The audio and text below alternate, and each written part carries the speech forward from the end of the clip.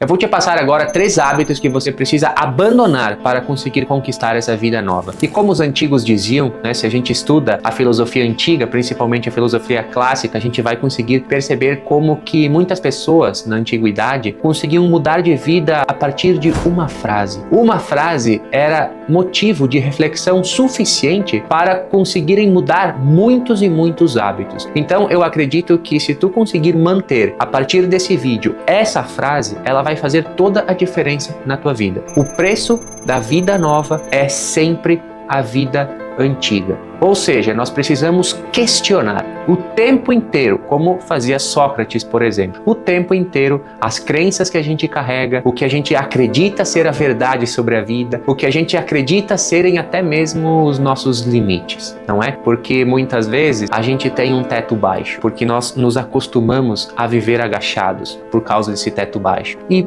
inclusive, é só arrancar o teto, né? Porque se a gente sai da casa, e até mesmo como diz a analogia da ilha, para conseguirmos enxergar a ilha, nós precisamos sair da ilha, né? Porque enquanto estamos nela, nós não conseguimos enxergá-la. Parece que só existe aquilo. Então, para o teto é a mesma coisa, né?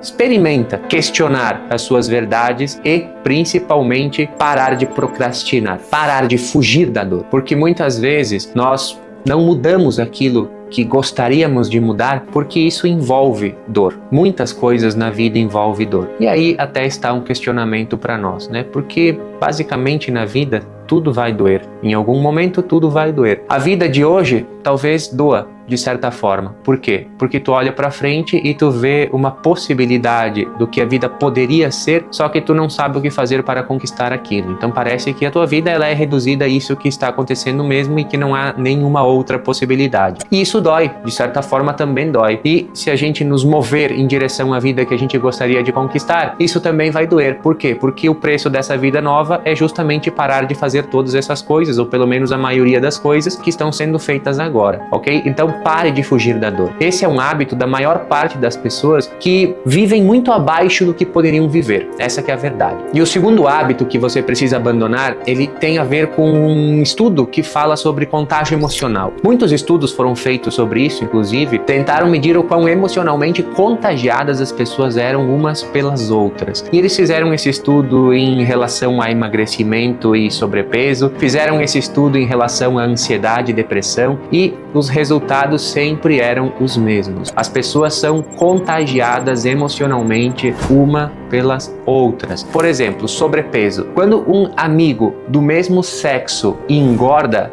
a probabilidade da gente engordar é muito alta, muito alta mesmo, passa de 50%. Um amigo do mesmo sexo, por quê? Porque ele tem muita influência sobre nós. As pessoas tendem a ouvir as pessoas que são parecidas com elas, né? Ou pelo menos as pessoas que elas gostariam de ser. E se nós mantemos essas pessoas parecidas conosco do nosso lado sempre, isso nos diz algo, não diz? Porque se aquela pessoa é muito parecida comigo, como é que será a minha vida no futuro? Igual.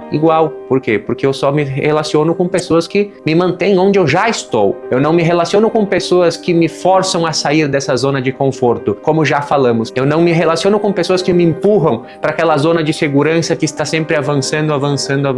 Eu não me relaciono com pessoas que questionam o porquê eu faço, como eu faço as coisas que eu faço. Então, eu preciso conseguir sair desses ambientes que eles me mantêm estacionados na vida. Eu preciso conseguir sair um pouco desses ambientes que eles me pressionam a ficar exatamente onde eu estou. Eu costumo falar, por exemplo, sobre o problema da merda, né? Sabem qual é o problema da merda? Vocês já foram para a colônia e viram um tanque de esterco? Esterco é adubo para a maior parte das roças. Eles usam o esterco das vacas, dos porcos, dos animais. Eles tratam esse esterco para que ele vire adubo e ele possa ser usado nas lavouras. Como eu nasci no interior do Rio Grande do Sul, né? Eu vivi perto desses tanques de esterco porque os meus vizinhos tinham. E quando tu chegava perto deles e tu ia colocando a mão próxima, tu sentia um calor subindo. Ou seja, é quente. O tanque de esterco é quente. A merda é quentinha. E esse é o grande problema dela. Por ela ser quentinha, muitas vezes ela pode se tornar confortável. Muitas pessoas que vivem na merda se sentem confortável vivendo na merda. É o problema da zona de conforto. Então sim, nós precisamos aprender a romper essa zona de conforto. E uma das coisas coisas que mais talvez sejam eficazes para que a gente faça isso é compreendermos de fato como que o contágio emocional opera na nossa vida. Qual é a importância das pessoas que a gente mantém por perto, das coisas que a gente consome ao longo do tempo, dos livros que a gente lê, dos filmes que a gente assiste, das séries que a gente assiste, das músicas que a gente ouve, quais são os ambientes que a gente frequenta. Por quê? Porque tudo isso está entrando em nós, está fazendo nós sermos exatamente quem somos. Se nós queremos mudar de vida, nós precisamos mudar principalmente o que entra. Não é a mesma lógica para emagrecer. Para eu conseguir mudar o meu corpo, eu preciso mudar o que eu como. Para eu conseguir mudar a minha estética, eu preciso mudar o que está entrando para dentro do meu corpo, porque assim outros nutrientes entrarão, serão absorvidos e construirão o corpo que eu desejo conquistar, por exemplo. Então essa lógica serve para tudo, ok? Tudo serve de alimento para mim. E o terceiro hábito que você precisa abandonar para conquistar a vida que você deseja é a fuga da responsabilidade. Já falamos da fuga da dor e agora vem a fuga da responsabilidade, porque muitas pessoas esperam por um empurrão divino, né? Como se de fato o futuro fosse esse lugar mágico e alguma coisa sobrenatural fosse tirar ela da onde elas estão hoje. Só que isso é uma falácia, isso é uma mentira, porque é só olhar a vida prática da maior parte das pessoas e reparar que isso nunca vai acontecer. Não quer dizer que Deus não exista ou que um empurrão divino nunca possa vir a surgir na nossa vida, mas a grande verdade é que Deus faz a parte dele, só que se nós não fizermos a nossa, nada muda. Então, nós precisamos nos capacitar, né? Até muito é falado sobre sorte no mundo, sorte na vida das pessoas, e a grande verdade é que a sorte por si só, ela é quando a oportunidade encontra alguém preparado para abraçar essa oportunidade. E pode ser que já tenham passado os vários cavalos na tua vida, encilhados, só que tu nunca esteve preparado para subir e montá-los. Então, primeiro nós nos capacitamos, primeiro nós aprendemos algo diferente, primeiro nós estudamos, primeiro nós começamos a nos movimentar em direção àquele lugar que a gente deseja alcançar. E em algum momento a oportunidade vai aparecer. Ou, se ela não aparecer, a gente caminha com ainda mais intensidade para construir a nossa própria oportunidade, que também não é algo impossível que aconteça. Onde é que fica o empurrão divino nisso tudo? Bom, se tu não vê nada de divino nisso, então provavelmente tu não compreende de fato o que é Deus. E aí tá tudo bem, é outro questionamento que a gente tem que entrar e podemos entrar em um outro vídeo. Mas 3 hábitos que tu precisa abandonar agora para conquistar a vida que tu deseja: fuga da dor, relacionamentos e ambientes que te mantêm exatamente onde tu está hoje e fuga da responsabilidade. Como começar então a trocar a tua vida velha pela tua vida nova? Eu vou te dar apenas 2 passos, porque com esses 2 passos eu tenho certeza que a tua vida muda completamente. E o primeiro se trata de um conceito que o Brian Tracy escreveu no seu livro chamado Eat That Frog, ou seja, engole esse sapo já. Esse conceito se trata de um conceito de neurociência, onde a gente aprende a vencer a procrastinação através desse pequeno comportamento que é engolir o sapo. Por quê? Porque há muitos sapos que terão que ser engolidos ao longo da vida. Isso quer dizer que muitas coisas são difíceis mesmo por si só. Mudar dói, mudar é difícil, porque para mudar nós precisamos abandonar a nossa vida antiga para criar uma vida nova, comportamentos antigos por comportamentos novos. E isso dói, naturalmente dói. Há muitos problemas que a gente vai ter que enfrentar na nossa vida, há muitos hábitos, inclusive, que no início são desconfortáveis, porque por si só eles geram uma certa dor e um desconforto, como por exemplo exercício físico, né? Quem em sã consciência iria fazer exercício físico do nada só porque sim, né? Se tu está lá levantando peso e isso causa dor, isso por si só não é algo confortável no começo. Nós começamos a obter resultados a partir disso e aprendemos a gostar do exercício e até mesmo, por incrível que pareça, a gostar da dor. Mas no começo,